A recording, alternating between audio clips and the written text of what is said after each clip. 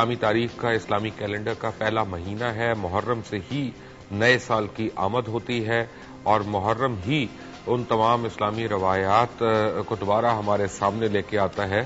کہ جو ہر سال ہم یاد کرتے ہوئے یعنی ہم آل رسول کو، اہل بیت کو، ان سب کو خراج عقیدت دے رہے ہوتے ہیں، پیش کرتے ہیں۔ اور محرم ہی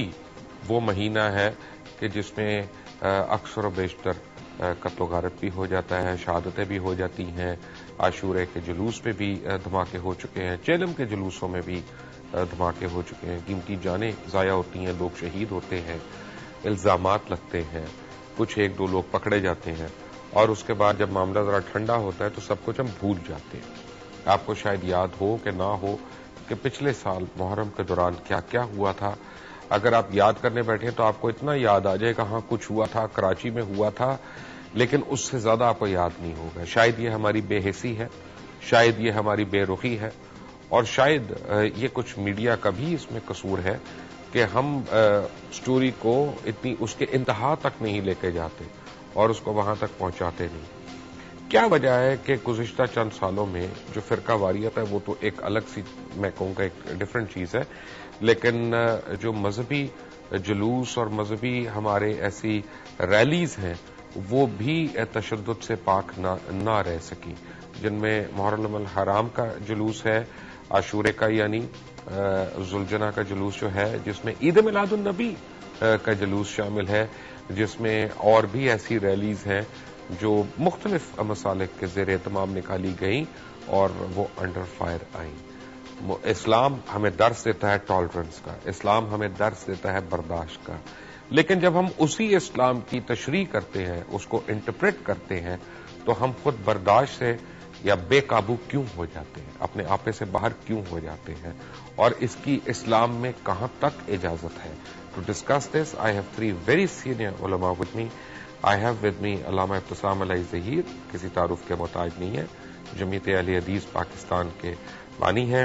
میرے ساتھ ہیں مفتی عبدالقوی، یہ ملتان سے ہمیں جوائن کیا انہوں نے، چیئرمین ہیں مدارس کے، بین السنت مدارس کے پاکستان بھر میں، اور چند لمحوں میں ہمیں جوائن کریں گے مولانا علی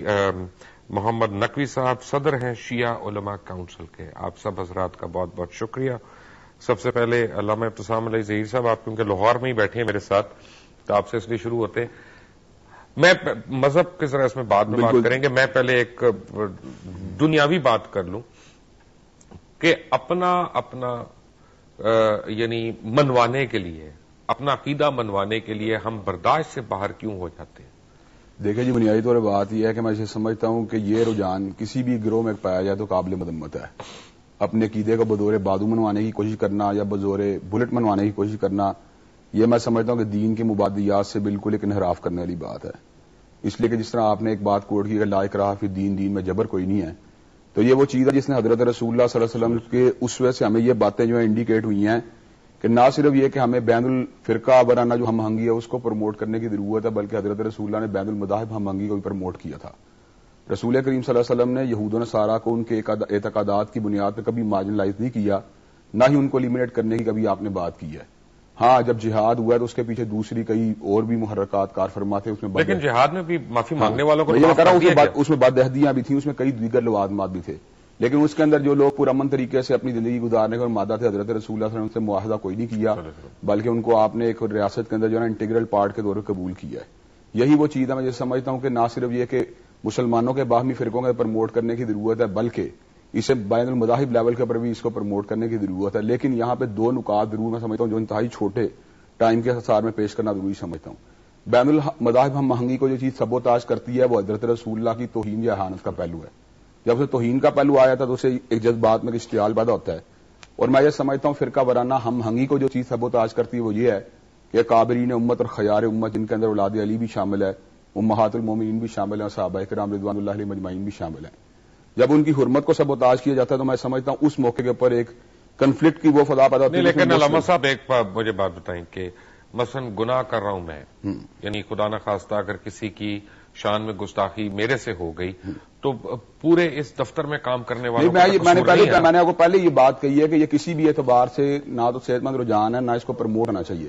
لیکن اس رجحان کے پیچھے جو محرکات میں آپ کو یہ بتا رہا ہوں، مثلا میں چھوٹی سی بات سمجھتا ہوں کہ فقہ جعفریہ یا فقہ حنفیہ اگر آپ اختلاف اصولی بنیادوں پہ کر سکتے ہیں، دلائل کی بنیاد پہ کر سکتے ہیں،